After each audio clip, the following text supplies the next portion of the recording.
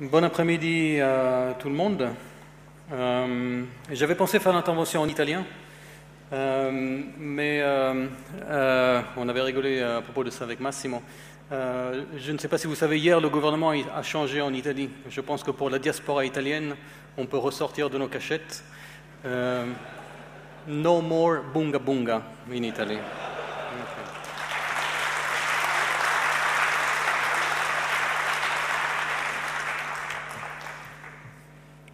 Donc, je vais faire une présentation assez brève et je parlerai pratiquement exclusivement de Samsung. Je n'apporterai pas beaucoup de données sur le marché, si ce n'est que je voudrais commencer quand même avec un graphique que peut-être beaucoup d'entre vous ont vu.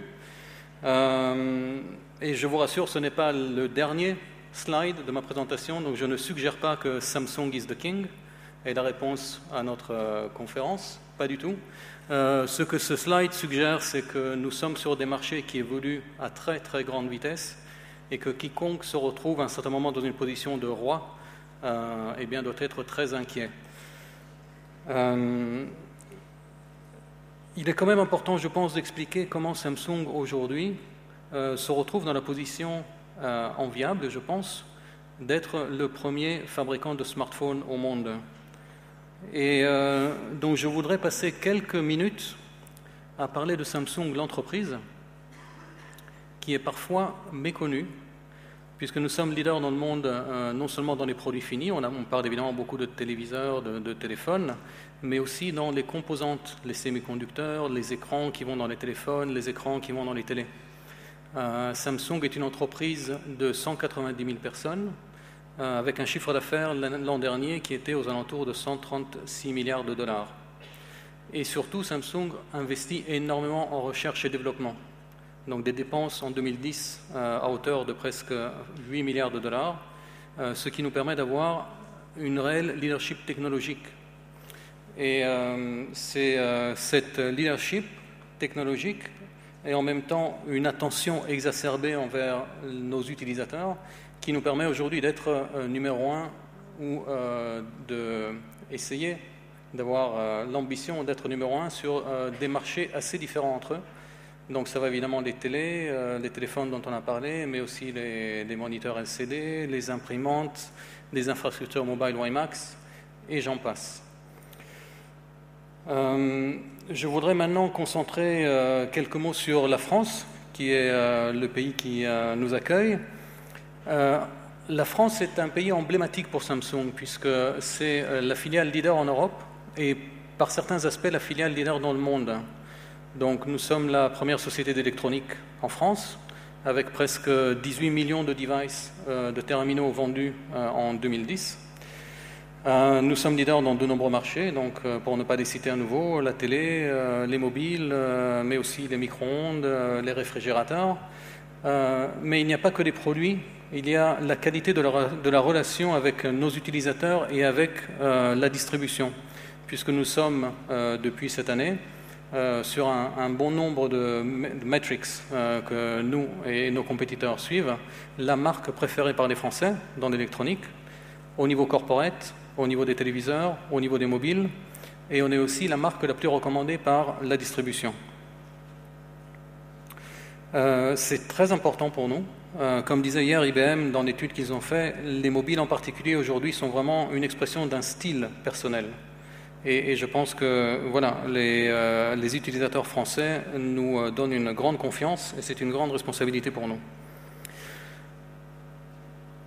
Ce leadership au niveau des téléviseurs se traduit évidemment ou s'obtient au travers d'une gamme de produits assez étendue.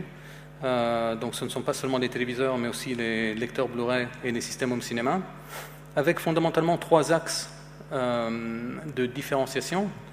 Donc la Smart TV et tous les contenus qui vont avec, la 3D, sur laquelle nous avons beaucoup investi avec les problématiques que tous nous avons vues sur le marché l'année dernière et cette année en termes de disponibilité des contenus, et le design qui est évidemment un élément fondamental pour Samsung. Pour ceux d'entre vous qui ont pu voir notre gamme de téléviseurs, en particulier la ligne 8000, j'espère que vous appréciez autant que nous, je dirais, l'effort qui va dans le design de ces produits. Et ensuite, sur la partie mobile, une leadership qui est construite sur une gamme très étendue, du point de vue du hardware évidemment, mais aussi du point de vue des systèmes d'exploitation, puisque Samsung aujourd'hui a fait le choix de ne pas vraiment choisir et de laisser à l'utilisateur la possibilité de faire ce choix. Donc nous sommes au niveau mondial le leader dans les mobiles basés sur Android.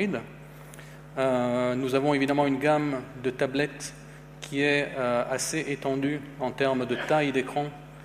Ça va de la 7 pouces à la 8.9 à la 10.1 avec des caractéristiques hardware très poussées. La gamme basée sur Windows Phone, bien évidemment. Et enfin, le système d'exploitation propriétaire Samsung qui est Bada.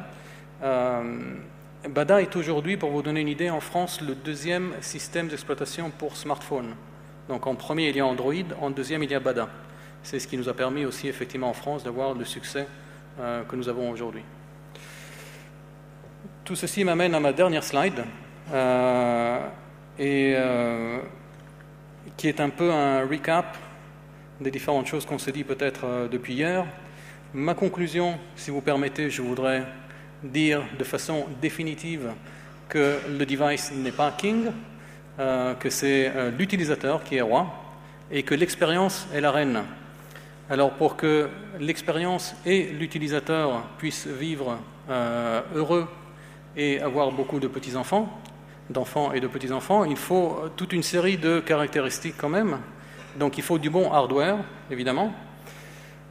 Il faut des devices, je dirais pas un device, mais des devices qui donnent effectivement la possibilité aux utilisateurs de choisir et aussi de multiplier leurs expériences.